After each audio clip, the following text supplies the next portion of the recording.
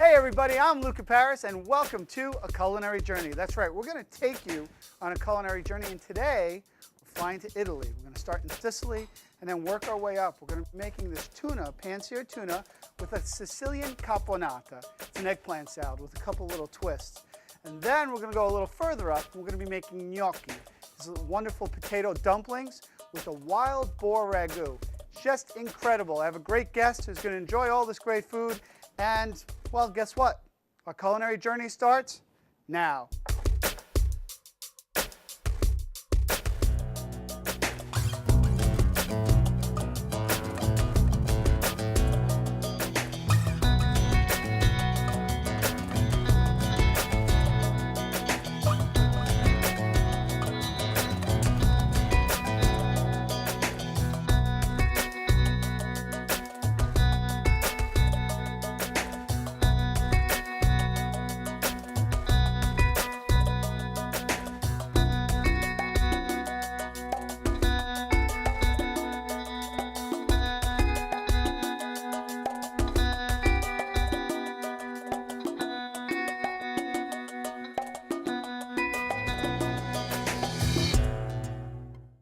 Everybody, welcome back to A Culinary Journey. I'm Luca Paris, and we're traveling to Italy on the culinary journey. We're going to start down south and work our way up. We're going to be doing a wonderful Sicilian tuna with a Camponata salad and our gnocchi with wild boar ragu. Some really interesting things. We'll talk about Italian cuisine along the way. My guest today is Bridie Pearce. She's the web designer, and she's designing my website, right, Bridie? Oh, definitely. So it's going to be wonderful. So you can go online and check out our cool stuff on there. Oh, yeah. And we'll have some links to the show eventually. Yes, links to the show, and Beautiful. It's definitely a journey. It is a journey, and we're going to make that happen. Well, Bridie, what we're going to probably get you to try is everything from raw tuna to wild boar sausage, just indicative of the regions. When we talk about Sicily, and we talk about Italy, we talk about Camponata, which is an eggplant salad. And as I start putting it together, I'll kind of explain it a little bit more. First things I need are eggplants, onions, fennel, ta-da, eggplant, onion, fennel, and tomatoes. So let's get all that together, and we'll get that started cooking. My beautiful knives here, my Wusthof knives that are incredible. So what I like to do when I cut my tomatoes is take out the insides. Now, I don't get rid of them, but I only want the skins here. I don't want the seeds or any of the meat on the inside. So we'll just get it just like that.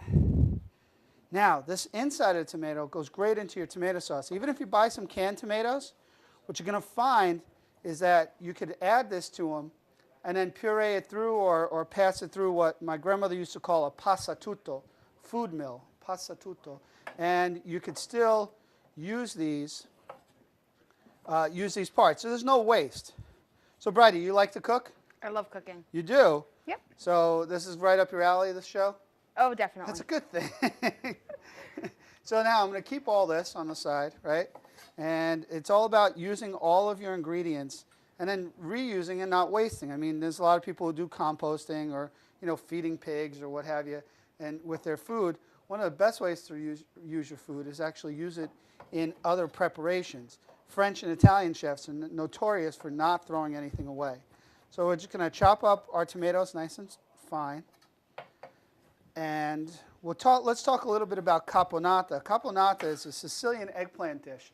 And it's a great dish because traditionally Camponata is done with plum tomatoes, eggplants that have been cooked down, and also it's done with celery, onions, and a rice wine vinegar, or vinegar, let's say. Because in Italy, what they'll do is usually use a red vinegar or white vinegar.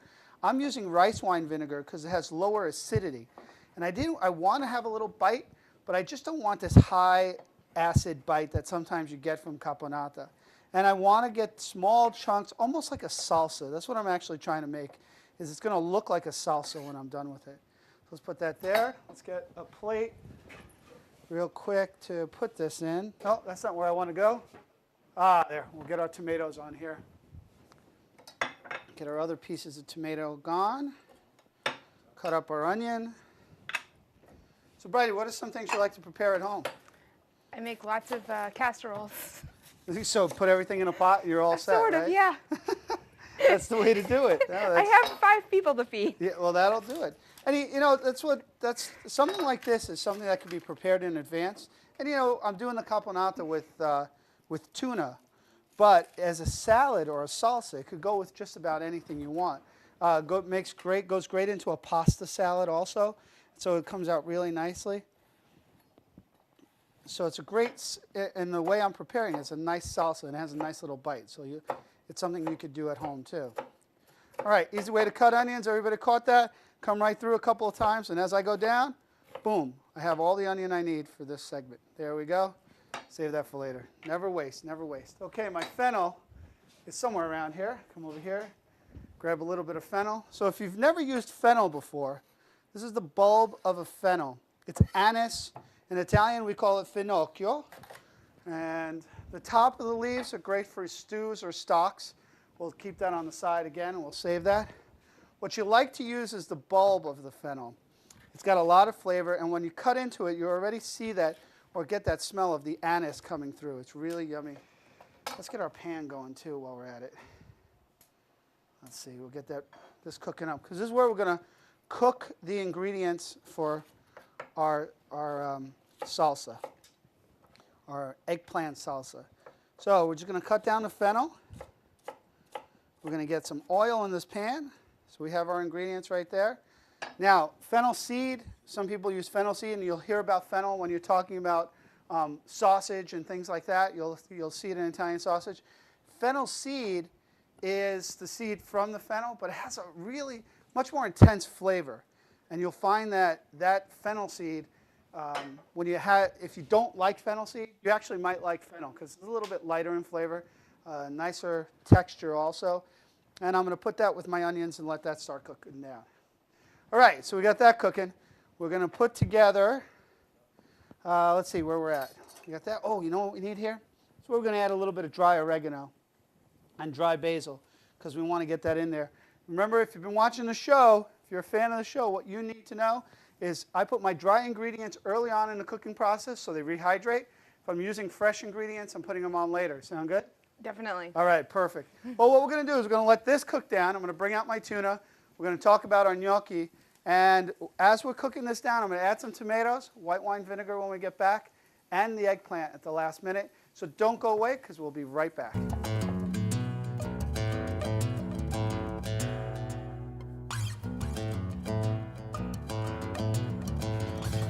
Hey everybody, we're back to our culinary journey, and I'm here with Bridie Pearce, and we're making our Camponata, or I'm making it. She's just watching. Thanks, Bridie, for all the help. Sorry. You wouldn't want me helping you with the knife. Hey, but you know what? Guess what? You have wine. You need to enjoy your wine. Oh, I love wine. So yeah, this is why we do the show so late at night. So you could drink as much wine as you want while you're doing it. Well, what I'm going to add here is some eggplant to our Camponata, which is the star of the show. Whoa, that's balsamic. I do that all the time. Here's a little balsamic vinegar. Ooh, that's a great idea. I didn't even think about that. Just a little bit of balsamic vinegar in there, too, to kind of spice it up. So we might have invented something new here. And it's funny because I talk about that all the time. Sometime I'll be doing this show, and as I'm grabbing for stuff, thinking I grabbed something else, I grab the wrong thing. Do it all the time. You know what? I've come up with better ideas because of that. It's just about the fun that we have in the kitchen. So I'm going to let leave the eggplant in there with a little bit of that balsamic. We need vinegar in the dish anyway, so we're just going to give it a little extra. And we're going to kind of let that eggplant kind of fry up a little bit. You already see a nice caramelization here on the onions and then the fennel. We have some nice caramelization going. And then we're going to get that eggplant going. We're also going to add our tomatoes to this up on top. Right? And we'll let that kind of cook down. Really get nice caramelization on the eggplant as well as the other items.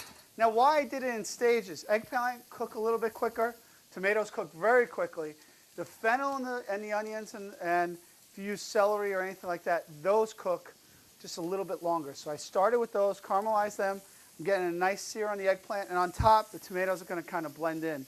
So instead of having this kind of washed out or really wet kind of sauce, I'm making a salsa. While that's going, I'm going to run over here to our Sub-Zero refrigerator and find the tuna that we have. This is sushi grade tuna. If you know your fishmonger, you know what, start asking them questions like, hey, can I get a really good piece of tuna because I want to serve it next to raw, really, really rare. They'll talk to you about different grades of sushi tuna. What I've done with this one, I've marinated overnight with a little bit of Sicilian spices. I want to carry that through, right? So I'm taking some fennel, some cumin, and what else did I put on it? Oh, some salt and pepper, and I kind of ground that all together. Oh, and some little bit of hot pepper, and I kind of just put it on there lightly. It's all over, so there's going to get some great flavor in there. Because I'm really just searing the outside of the tuna, so I need a super hot pan. Let's see how we're doing here. We got nice caramelization going on. You got the skins of the eggplant and all that going really well. And now I'm going to get my vinegar in here, and this is going to pop. The vinegar flavors are really going to pop now, and we're going to really cook it down and almost take your breath away as you're over it. There we go. Got those eggplant skins cooking up nicely. Now I leave the skin on. You know, sometimes people say take the skin off, leave the skin on. Depends who you talk to. When I do my fried eggplant, I take the skins off because I don't want them that bitter. Here, the little bit of bitter that the skins have kind of go against the acidity and really kind of bring this whole thing together. And that's what you want, a little agrodolce, kind of acid and bitter, and then a little bit of sweetness from the fennel. They all play together really, really nicely. So we're going to get that in there, and we got that.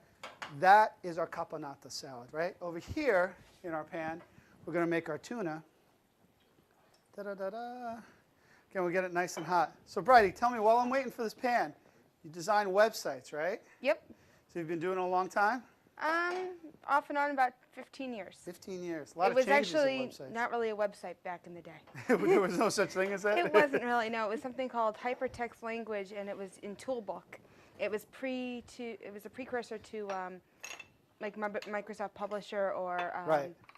One of those. It used to be really hard, but there is a lot of work. I got to tell you, while we're designing this website, what I'm finding is so much stuff that goes into it and how much time gets involved.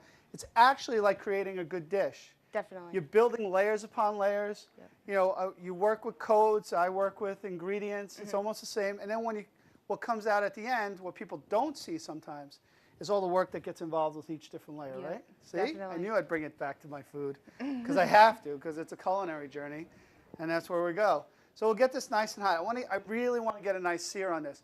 When I finish this, what we're going to do, and let's talk about it quickly, is I'm boiling some potatoes over here because I'm going to make some potato gnocchi. I got them boiled. I put them in cold water, right? And I got red potatoes because you could do them with a lot of different potatoes. Red potatoes have a little bit different texture than chef potatoes, which are creamier. So we're going to try them with some red potatoes. The gnocchi are a potato dumpling that just involve egg, flour, and water. But the process of how you make it is what's going to dictate whether it's chewy or really soft, like kind of melt in your mouth. All right, let's see how hot we are over here. Should get a nice sizzle. Beautiful. We're just going to get a nice sear on this. While that's searing, what I'm going to do is get our plate ready for a little presentation for the Camponata. So you're going to get this nice vinegar bite to it. You're going to get a little crispy. Now, Camponata could be served two ways. It could be served cold, or it could be served warm. In this case, we're going to serve it warm, and I'm going to plate it on here real quick so that way everyone can see it at home. And we're just going to flip that over. We're going to let that stay there because that's going to be our mold to hold there. And then, let's see if we could do this. So this way I could cut the tuna right here. We're going to go back to our tuna, which is searing. So when you get blackened tuna someplace, what they do is basically this. They put their blackened seasonings. It's the same concept. Where they put their blackened seasonings on the tuna, and then they sear it really hard in like a cast iron pan or a hot pan. And then you're just searing the outside to get those flavors together, not worrying about the inside. Rare tuna, especially a sushi grade tuna, is the way to go. So we're just going to make sure that all has a nice little sear to it. Perfect. It's actually cold on the inside. It's sushi grade, and I'm not kidding about that. We're going to cut down, and you're going to see, look at that. That's beautiful. That is. Ooh, you didn't even have to cook it. We're golden. Let me just make sure everything's shut off over here and get a couple of nice slices.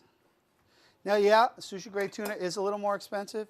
It needs to be fresh. If you get frozen tuna, it's not going to be actually sushi grade. Frozen tuna will actually have more there's some preservatives in it that hold it, and it actually looks a little more pink than purple. So we'll get that there. Get a little extra virgin olive oil over the top. Right? Since it's Sicilian, as a little garnish. Not that it's spicy at all, but we'll just put a little red pepper on the outside of the plate. Take off our Camponata, little tower. Ooh. And then the vinegar is going to kind of meld into. We have the olive oil. And there you have our first dish. Now, when we come back, I'm going to let Bridie's looking at this like, why am I not eating it right now? Well, she is going to. When we come back, we're going to make those amazing potato gnocchi. So don't go away. We'll be back in a culinary minute.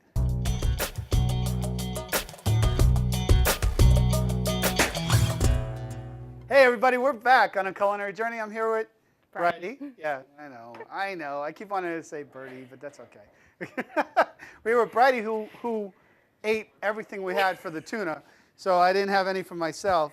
It was yummy, wasn't it? It was delicious. It's a little bit fancy, but it's a nice thing to go do.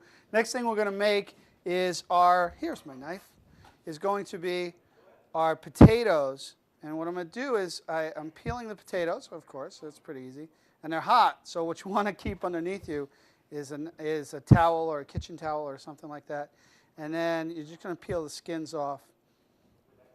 Now, why I didn't do them ahead of time, where I didn't put the skins on, or I take the skins off and then boil them, is because actually when you're boiling potatoes, if you can get them not to crack, it's even better. When you're boiling potatoes and you leave the skins on, less water actually gets into the potato itself. And I really don't want these too watery. I want to get the essence of the starch and all that, and try not to get it too watery. So I'm not breaking them apart until I actually need to. When you do a potato salad too, this is a nice way to do potato salads. This is what I'm cutting this into is actually my pig bucket. I have a pig. That's something you need to know. I'm actually, it's not at my house per se, but I have a pig and I'm feeding it, and I'm going to have a really big, beautiful pig dinner. And who knows, we might actually film that someday if I get lucky, or if Lee gets lucky because he wants to have some. So we're going to just peel this, and we're going to be making our ragu at the same time. So I'm going to show you exactly what we're doing. Wild boar, and here we go. Get the last one. All right. A little bit of skin's not going to hurt anybody. All right. At the same time, I'm going to make my stew. We'll see the extent of how I can multitask. All right. We have our potatoes in there. Now, it's great to have, if you have a masher, or I used the word passatutto earlier in the show, which is a food mill. If you have one of those, or a ricer, that actually aerates the potatoes a little bit more. If you don't, it's all about using what you have. You don't have to go out and buy the latest gadgets. This kind of does the same thing. What I'm doing is just adding some air to it. It's a whisk, and I'm chopping this down, because I'm actually going to put it all back together again when I put my egg in here. So as that goes down, we're going to add some oil to the pan. I want work the potatoes and the gnocchi warm, but I do not want it to be piping hot, because I'm going to actually add egg and then flour in here. And if I add the egg and I don't mix them up quick enough, I'm going to have scrambled eggs and potatoes, which is not a bad thing, I would imagine. Over here, I saved some onions from when we were making our camponata. We're going to saute that down. We're going to add our ariosto, which is our blend of spices. Bridie, you're allowed to ask any questions if you have any as we're going, all right? Okay, what's in the spices? Good question. She's been trained properly. That's a blend of 15 different spices that we use. I like to call it Mediterranean magic, because I need to coin this phrase somehow. But it's a blend of spices that I've always used in cooking. It kind of sets apart what we do and kind of puts it out there. So, you sell it? Yeah, I do. I think so. Not yet, but someday. So what we're going to do is we're going to add our egg to this. And 1 egg to about 4 potatoes is what you want to do. And then get it mixed in there really quick. Now, here's a step I got to do very, very quickly. I'm getting the egg mixed in. I'm going to grab my flour, and we're going to put a little bit of our flour in here to almost start the process going. Now watch. And just like a dough, it starts forming like a dough. Let's put that on the side. And you'll see how this kind of starts its own shaping of a dough. Again, it's a little bit warm already. A little more flour. And we're getting it to form. Oh, this might be one of the best ones. I'm going to season a little bit. we're going to get it on our board. All right? So we have our wild boar. Let's get that into our mix. Now, wild boar sausage, you can actually find it in a lot of different places, wild boar sausage. If you don't get wild boar sausage or seasoning or ground meat, pork works well with this. That adds a lot of flavor also. And we're going to just let that cook down. It's a little bit leaner than a pork would be by being leaner because it's wild and it's out there and it's rummaging for its own food and all that. And since it's leaner, it has a little bit different texture and flavor, but you're actually going to really like it. It's going to, that kind of bite and that kind of gaminess, it's going to go great with the potatoes, so you're going to absolutely love it. So we have our potato, we have our wild boar cooking down. Let's add a little bit of white wine and let that cook down. Now what we're going to do is, I'm going to start working the potato. Now watch this. We're going to start working the potato and adding more flour as we need to. So get that down. We'll cut off a piece because we only need a couple of gnocchi for this segment. We'll start letting it work in the flour and kind of being able to roll itself up. Now it's not a lot of flour, it's definitely a lot more potato, but you're making a pasta, and that's exactly what we're doing here. We're making a pasta.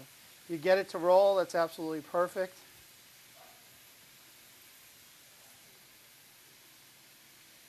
You can tell more than likely you'd be doing the gnocchi way before you did the did the sauce, so you have them ready. Because what I would recommend too is you actually freezing.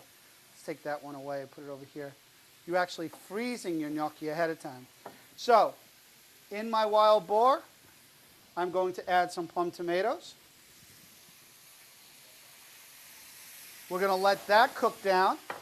We're going to finish rolling these gnocchi. When we come back, we'll get the gnocchi in the water, get the sauce ready. We'll just kind of wrap this whole thing up and say goodbye. But the gnocchi are just about ready. Don't want to use too much fooling around with it. You don't want to knead it too much because you know what? It doesn't need you to knead it. Bad line, I know. That didn't work too well. Hey, don't worry. When we come back, we'll be eating, and that'll make up for everything. Don't go away. We'll be right back.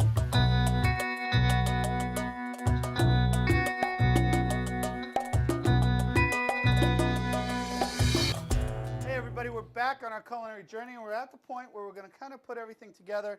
There we had our gnocchi going together, and what I'm doing is I'm just calling them, I'm cutting up mal tagliate, which are just in Italian just means badly cut.